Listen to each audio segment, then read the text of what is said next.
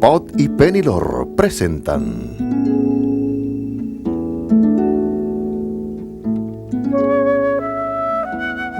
Los Grandes Santos.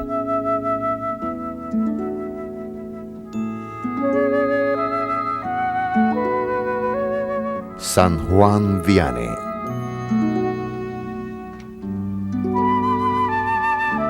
Patrono de los sacerdotes.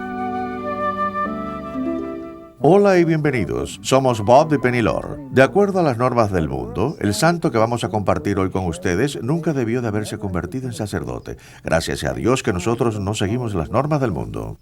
Eso se trata de un sacerdote y de todos los sacerdotes sin honores que son dados por hecho, que no son amados y frecuentemente crucificados por las muchas horas, semanas tras semanas, que ellos se han sentido solos, esperando por nosotros para que fuéramos a reconciliarnos con nuestro Salvador. Y no lo hemos hecho.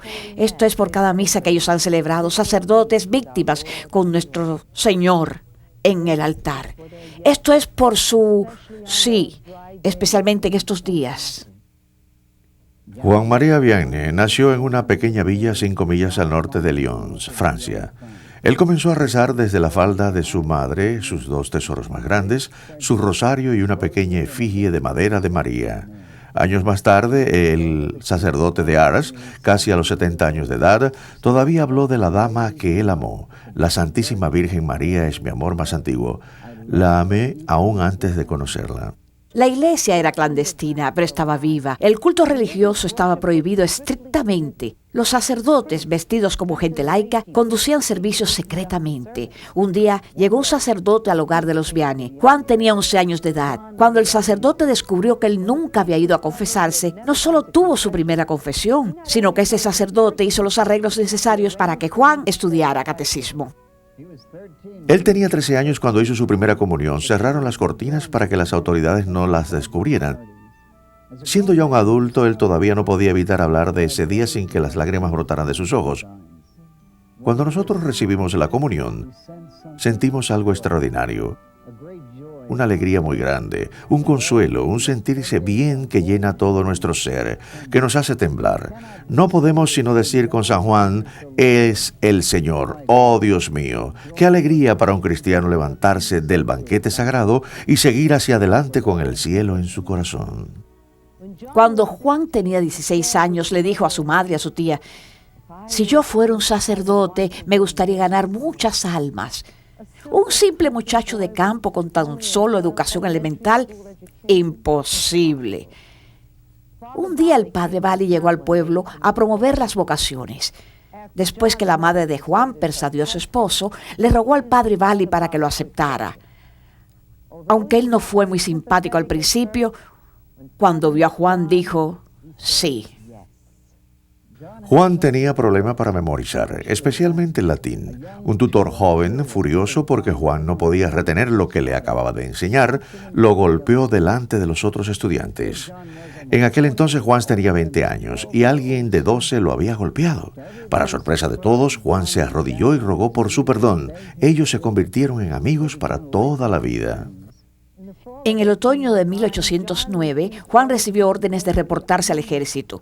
Aunque el padre Valli argumentó que los seminaristas y los sacerdotes estaban exentos de ir, Juan tuvo que ir. 2 días después que llegó al cuartel militar, tuvo que ser llevado al hospital. 2 semanas después, de camino a reunirse con su batallón, tuvo que ser nuevamente llevado a un hospital. 6 semanas más tarde, muy débil para cruzar los montes Pirineos, para reunirse con su compañía en España, se encontró con un desertor que lo invitó a quedarse con él hasta que se terminara la guerra. Juan estaba muy exhausto para rehusarse y de mala gana lo siguió. Juan fue a ver al alcalde del pueblo, quien le aconsejó quedarse y enseñar en un colegio. La gente del pueblo lo quería mucho, pero Juan estaba preocupado por sus padres. Una mujer del pueblo fue a ver a los padres de Juan para asegurarle que él estaba bien. El padre Valli consoló a su madre. «Madre, no te preocupes por tu hijo. Él no está ni muerto ni enfermo. Él nunca va a ser un soldado. Él será un sacerdote». Ella no vivió para ver cumplirse esta profecía. Juan entró en el seminario para jóvenes. Tuvo que tomar 1 año de filosofía, teología y latín. Ahora, a los 26 años de edad, Era nuevamente el mayor en su clase. Su próximo paso hacia el sacerdocio, el seminario mayor, era por medio de la cruz. Sus estudios allí no más fáciles para él que el seminario para jóvenes. Sus compañeros seminaristas testificaron así en el proceso de beatificación. Sus cualidades sobresalientes fueron su vocación a Jesús, María y a su vocación. Su humildad, su abandono total a la voluntad de Dios y sus frecuentes fracasos, pero luchas constantes para mantenerse al día con sus cursos. Un sacerdote lo llamó, un hombre simple con nada extraordinario sobre él, pero no obstante, un santo. Él fue despedido del seminario mayor por sus bajas calificaciones. Bien, si él no podía convertirse en sacerdote, sería un hermano. Cuando Juan dijo esto al padre Bali, le informó que no se haría hermano, él estudiaría con él. Y así comenzaron nuevamente. Cuando Juan tomó el examen nuevamente, falló desgraciadamente. El padre Bali abogó por él y Juan tomaría nuevamente el examen en École, donde él tenía confianza. Juan lo pasó. Él entró al subdiaconado. Un sacerdote presente en su ordenación testificó: tuve la buena fortuna de estar muy cerca del sacerdote Vianney. Aquel día su cara estaba radiante. Dentro de mí le apliqué este versículo: y tú, hijo, serás el mejor de los profetas, diciéndome a mí mismo que él tiene menos conocimiento que otros, pero que hará grandes cosas en el ministerio sagrado. Cuando finalmente recibió su último examen, todos sus años de oración, persistencia, coraje y lealtad le fueron recompensados. Juan María Vianney fue ordenado sacerdote el 13 de agosto de 1815.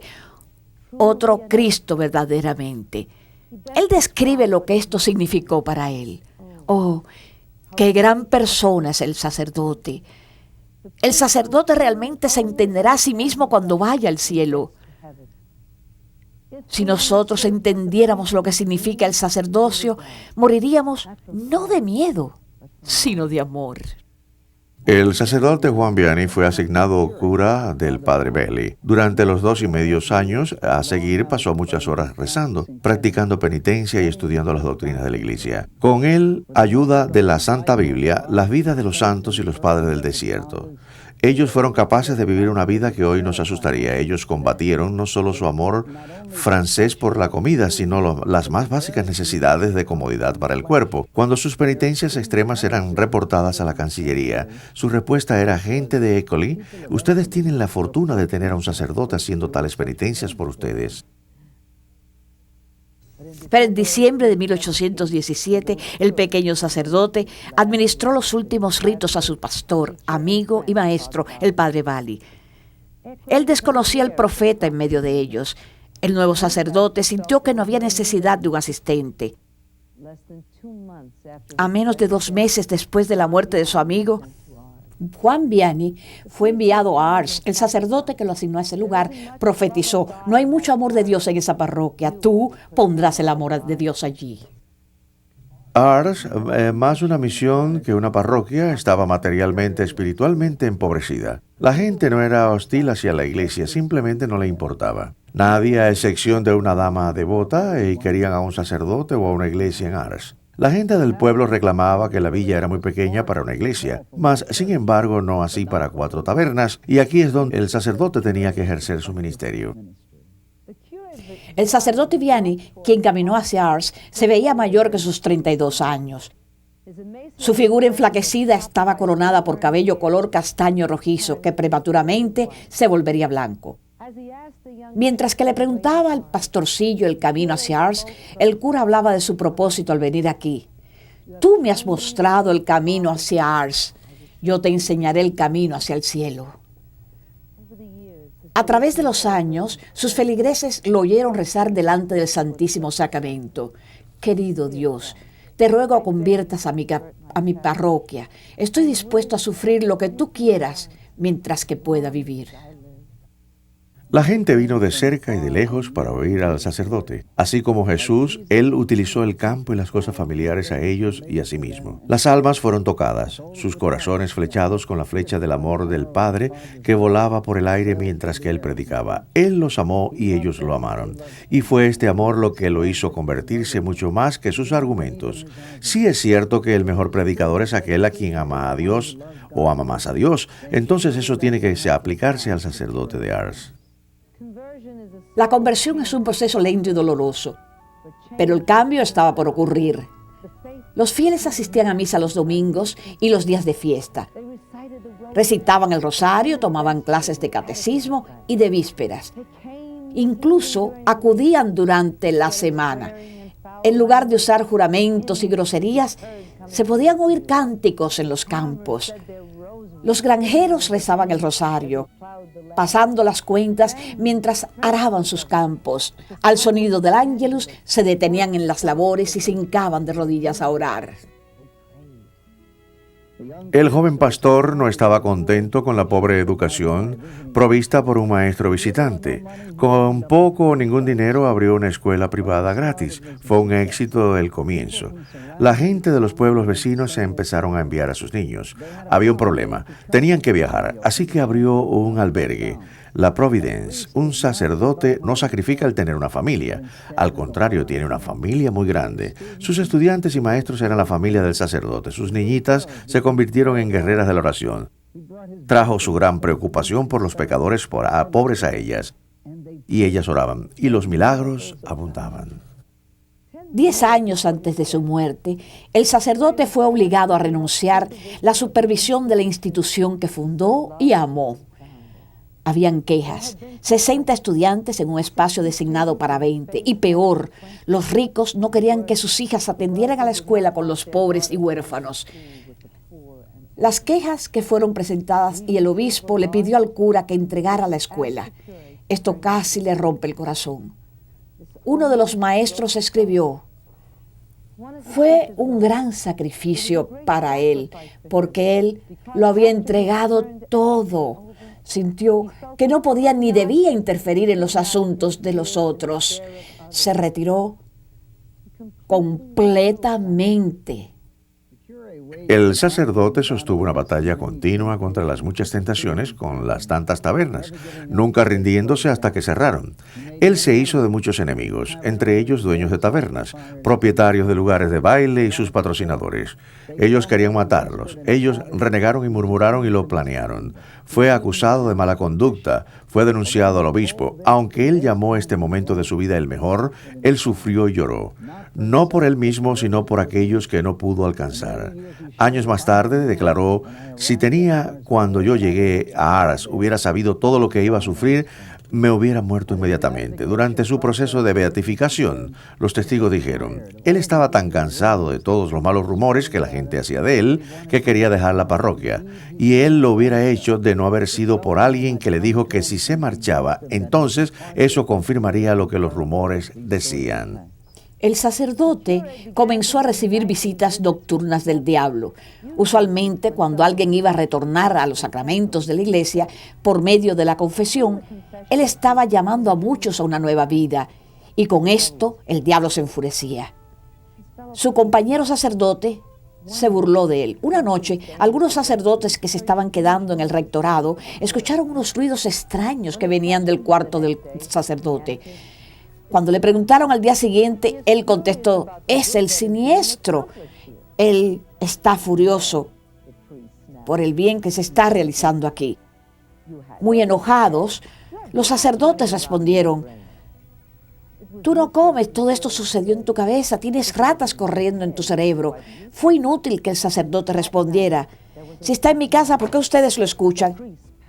Esa noche se escuchó un rugir ensordecedor. Los sacerdotes se asustaron, temiendo que la casa se hundiera. Ellos corrieron al cuarto del sacerdote, seguros de que alguien lo estaba matando, pero el cura estaba profundamente dormido. Su cama había sido arrastrada al centro del cuarto. Cuando lo despertaron, él se disculpó. El siniestro arrastró la cama. Lo siento, les hubiera advertido, pero es una buena señal. Mañana atraparemos un pez bien grande. Imagínense lo divertido que fue para ellos cuando la mañana llegó y nada sucedió. Pero cuando llegó la noche, alguien golpeó la puerta. Un noble que hacía mucho había dejado de recibir los sacramentos quería que el sacerdote escuchara su confesión. Nunca más le molestaron.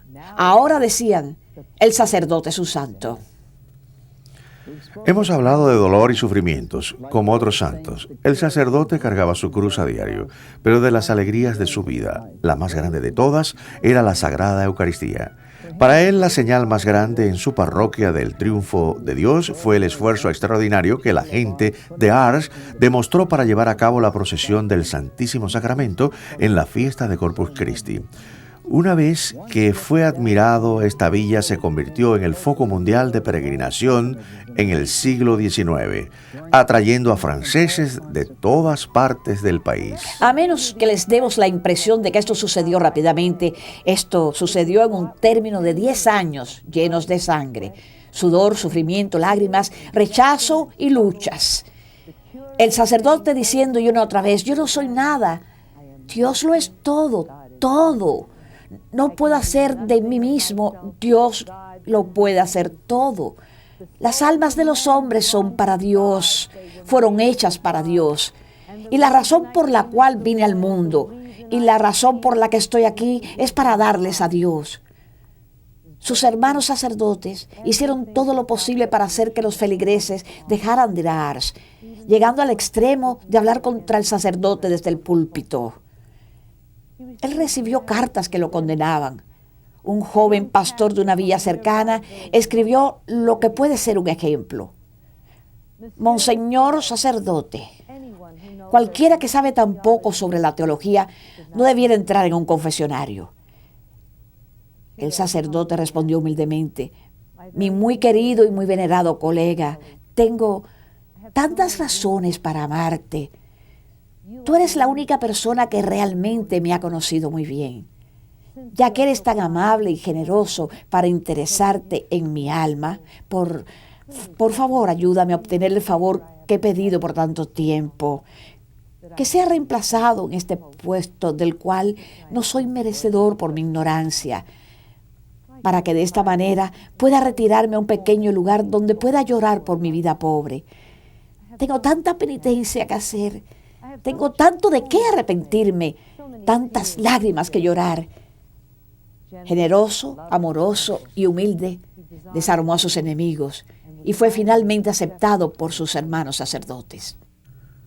Un día en la vida del cura comenzaba con él levantándose a la 1 de la mañana e iba a la iglesia alumbrándose con una vela. Muchos tuvieron que esperar por días para verle y los guardias tenían que evitar que los fieles se empujaran entre ellos para ser primeros. Antes de entrar en el confesionario, se arrodillaba al pie del altar y rezaba y pedía la fortaleza, sabiduría y el amor necesario para ser el instrumento de Dios. Se quedaba en el confesionario hasta 7 horas corridas, interrumpiendo este sacramento solo para celebrar otro sacramento, la Sagrada Eucaristía. Entre escuchar confesiones y celebrar la misa, él guiaba a los fieles y rezaban el rosario. Él no demoraba más de 5 minutos para ingerir una pequeña comida. Tomaba una siesta muy breve, tal vez de otros 5 minutos, y luego regresaba rápidamente a seguir escuchando confesiones. Ya que el sacerdote pasaba un promedio de 16 a 17 horas en el confesionario, su joven pastor asociado pensó que era razonable que él tuviera su cuarto. El sacerdote lo usaba muy poco. Este cuarto consistía en un viejo baúl, unas pocas figuras de santos y algunos libros de teología bastante viejos. Cientos de miles pasaron por la cortina del confesionario del sacerdote. Él finalmente, y sin cansarse, cargó la cruz de los pecados de los hombres y sus sufrimientos por 30 años. Nunca muy cansado, muy desilusionado o muy desalentado para decir sí, una vez más y escuchar, amando y hablando con el corazón y la mente de su Salvador. Se dice que su mente nunca fue tocada, atormentada por un conocimiento arrogante, riquezas ni honores humanos, por los cuales la multitud se esfuerza por conseguir, lamenta y aspira constantemente. El Dios que recompensa y mantiene el amor por el prójimo, quien alivia y consuela, eso es todo lo que el buen sacerdote sabe, y especialmente todo lo que le enseña. En la carta de San Pablo a los Corintios oímos, el profeta habla a los hombres para beneficiar su crecimiento, su ánimo, su consolación. Tal profeta era San Juan Vianney. Un día el cura preguntó a un hombre si no era tiempo que confesara sus pecados. El hombre dijo que habían sido 30 años. El sacerdote corrigió que tal vez 33 años. El hombre siguió al sacerdote mansamente, confesó sus pecados y 20 minutos más tarde estaba lleno de felicidad y paz que nunca antes en su vida había conocido. Había una mujer que iba a confesarse regularmente con el cura. Un día, asustada porque pensaba que estaba gravemente enferma, acudió a una bruja por una pócima. Ella la escondió antes de entrar a la iglesia. Cuando terminó de confesar sus pecados, el sacerdote le dijo: hija, ¿no me has dicho acerca de lo que has escondido entre los arbustos? Después que el cura la absolvió de sus pecados, ella corrió a donde había escondido la pócima y se deshizo de ella. Un hombre fue a buscar al sacerdote para pedirle que rezara por su hijo que estaba paralítico. El sacerdote llevó a ese hombre dentro del confesionario. Él había estado alejado de los sacramentos por muchos años. Después que el cura lo absolvió, el niño se paró y empezó a caminar. Hubieron muchas sanaciones a través de ese confesor poderoso y su incansable administración del sacramento de la penitencia. Así como en Lourdes, frecuentemente eran sanaciones del espíritu, así como físicas. Sus clases de catecismo eran más que nada pequeños sermones. Cuando él daba instrucciones en la iglesia, él estaba muy alerta de la presencia de Dios en el Santísimo Sacramento. Aunque él tenía un púlpito en el lado derecho del santuario para no darle la espalda al tabernáculo, Cristo estaba tan presente en el Sagrado Sacramento que su voz, al hablar, temblaba llena de mucha emoción. Era un tiempo de milagros. Hubo un milagro de la multiplicación de la harina. No había suficiente harina para alimentar a todas las niñas del colegio. Fueron al sacerdote para contarle esto y les dijo que usaran lo poquito que tenían. Utilizando lo poco que tenían les hacía falta más. La masa se levantó como si lo que hubieran utilizado hubiera sido un saco grande de harina. Luego sucedió el milagro del vino. Un día el sacerdote dijo a su gente que un barril entero de vino se había derramado en la arena. Cuando fueron a ver, el barril estaba vacío. Difícilmente pudieron recoger 2 baldes pequeños de vino claro. Lo poquito que tenían lo echaron en un barril que estaba casi vacío. Para su asombro, siguieron sacando vino de ese barril por días.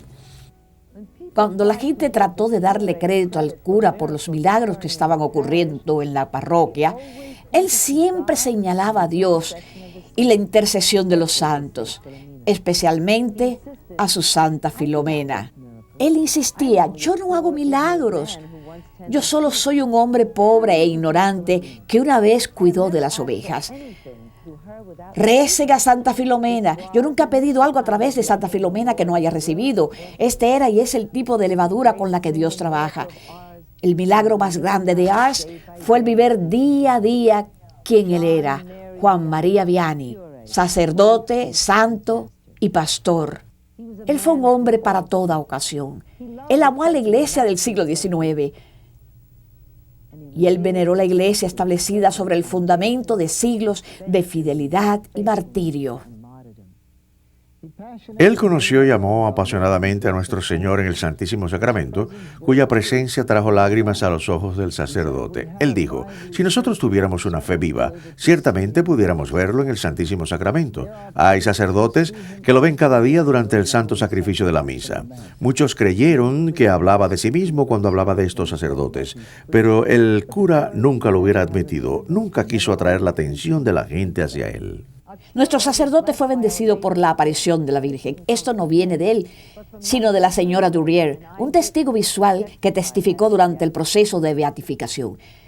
El 8 de mayo de 1840, cuando ella llegó al rectorado, oyó voces que venían del cuarto del cura. Rápidamente subió las escaleras y se quedó escuchando detrás de la puerta y escuchó que el cura decía: buena madre, pido por la conversión de los pecadores, la consolación de los afligidos, el alivio de los enfermos, especialmente para una señora que hace tiempo que viene sufriendo y pide ser curada o morir. Una voz de mujer respondió: ella mejorará, pero más adelante. La señora Durier sabía que ella era la persona enferma a la cual él se había referido que sufría de cáncer. Ella se apuró en entrar al cuarto. Parada delante de la chimenea estaba una dama de mediana estatura, muy bella. La señora Durier pidió a esta dama que la llevara al cielo. Nuestra Santa Madre le contestó que ella siempre sería su hija y que siempre estaría con ella, pero tenía que esperar. Y la Santa Madre desapareció. El cura estaba parado frente a una mesa. Sus manos las tenía juntas sobre su pecho y sin mover sus ojos. La señora Durier dio un tiro a la sotana del cura y le dijo que ella había visto a la Santísima Madre. Él le dijo que también la había visto, pero que no lo dijera a nadie. El 15 de agosto, 3 meses más tarde, la señora Durier fue curada del cáncer. ¿Qué es lo que hace un santo? No son las horas largas ni los sacrificios tan grandes. El cura vivió, respiró y trabajó solamente para amar a Dios y para atraer otros a Él y amarlo. Así como Jesús fue crucificado para la salvación de las almas, también el cura fue crucificado por las almas pecadoras. Al final de su vida dijo, al final de los pecadores van a matar al pobre pecador. El sacerdote habló de ir a casa, las horas como prisionero del confesionario, los ayunos y las penitencias y su intimidad con Jesús en el altar finalmente estaban haciendo efecto. El pequeño y humilde sacerdote que Dios había elegido para realizar tan maravillosa labor sobre la tierra, al fin realizaría su más ferviente deseo, el pasar la eternidad amándolo. El verano llegó y con él el calor y misericordia. El sacerdote llamó a su confesor mientras que recibía a nuestro Señor en Santa Comunión, gritó, ¡ay, pensar que voy a recibir al Señor por última vez! Y luego, tocado por la generosidad de su Rey, susurró, ¡qué bueno que es Dios! Cuando no podemos ir hacia Él, Él viene hacia nosotros. Besó el crucifijo y cuando el confesor llegaba a las palabras que los ángeles del Señor vengan a encontrarle y a llevarle a la Jerusalén celestial, el sacerdote se sumió en el dulce sueño de la eternidad. Sin lucha, entregó su espíritu al ángel, quien seguramente había venido a llevarlo a casa. Hubo un gemido de parte de los fieles, quienes habían dejado atrás. El cura estaba muerto. Los peregrinos llegaron 6,000. No fue hasta el 14 de agosto que el cuerpo fue puesto en un sarcófago. Hasta el día de hoy pueden ver y venerar el cuerpo intacto del sacerdote de Ars. Un sacerdote humilde que vivió y murió por Dios cada momento de su vida, fue honrado especialmente por la Iglesia de Dios. Fue beatificado en la Basílica de San Pedro 40 años después de su muerte. El 31 de mayo de 1925, el Papa Pío XI canonizó al sacerdote San Juan María Vianney. Francia tenía un santo nuevo y los párrocos tenían un nuevo santo patrón. Uno cuya vida era simple de seguir, pero difícil de vivir. El sacerdote siempre mantuvo sus ojos en Cristo crucificado, en su Salvador, quien permitió ser humillado al morir en la cruz. Abrió sus brazos a todos como este Dios a quien adoraba, quien antes que él amó como su Padre Celestial ama, y confió en aquel amor para llevarle durante los problemas, tentaciones, sufrimientos diarios de su ministerio como sacerdote.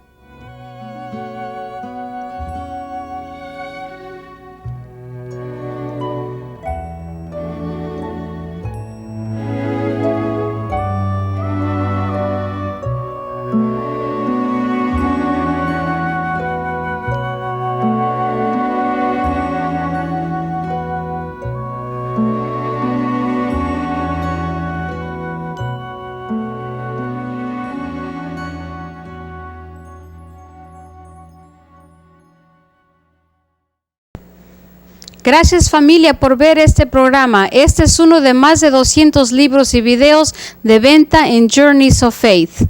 Estos son perfectos regalos para cumpleaños, confirmaciones, primeras comuniones. Siempre que piensen en un regalo, den nuestros libros y videos. Escríbanos a la dirección a su pantalla o llámanos al 1-800-633-2484.